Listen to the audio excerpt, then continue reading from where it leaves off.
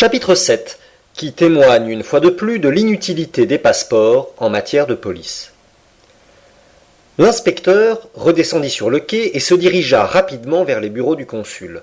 Aussitôt, et sur sa demande pressante, il fut introduit près de ce fonctionnaire.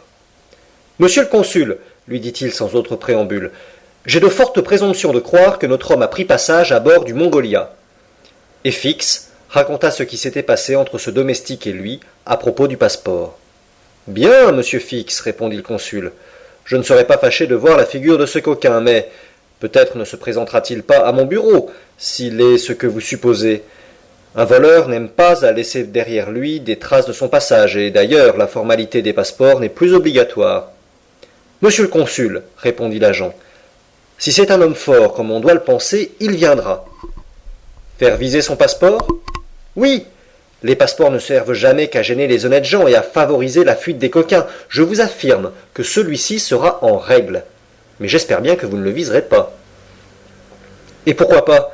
Si ce passeport est régulier, répondit le consul, je n'ai pas le droit de refuser mon visa. »«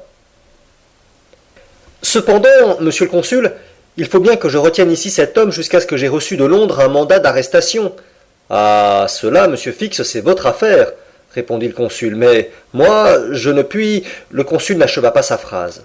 En ce moment, on frappait à la porte de son cabinet, et le garçon de bureau introduisit deux étrangers dont l'un était précisément ce domestique qui s'était entretenu avec le détective.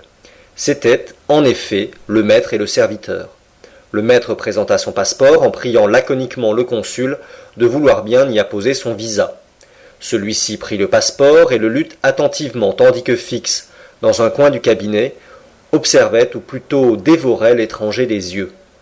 Quand le consul eut achevé sa lecture, « Vous êtes Phileas Fogg ?» demanda-t-il. « Oui, monsieur, » répondit le gentleman.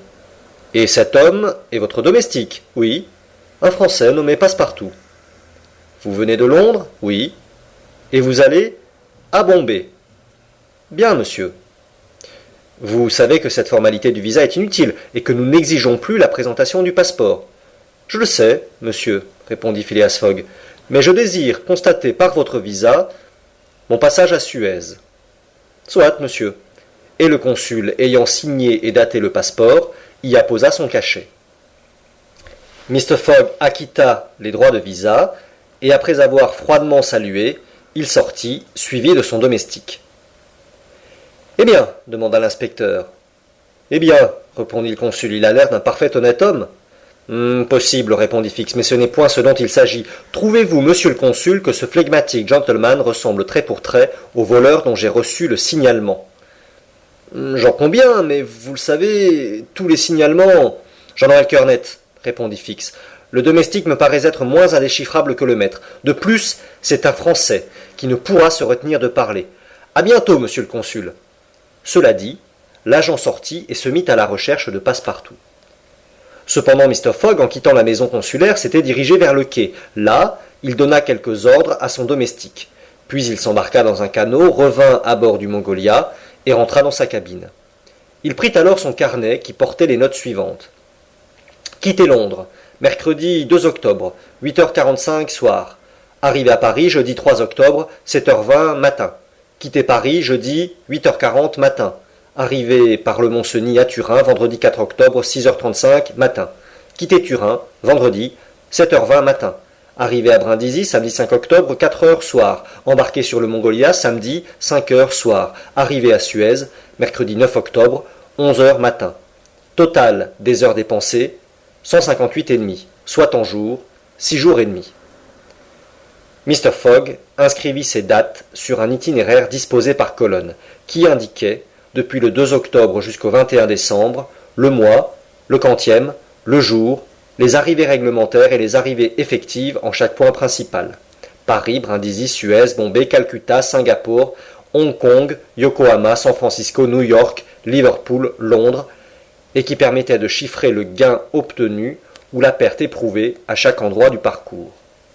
Ce méthodique itinéraire tenait ainsi compte du tout, et Mr. Fogg savait toujours s'il était en avance ou en retard. Il inscrivit donc ce jour-là, mercredi 9 octobre, son arrivée à Suez, qui, concordant avec l'arrivée réglementaire, ne le constituait ni en gain, ni en perte. Puis il se fit servir à déjeuner dans sa cabine.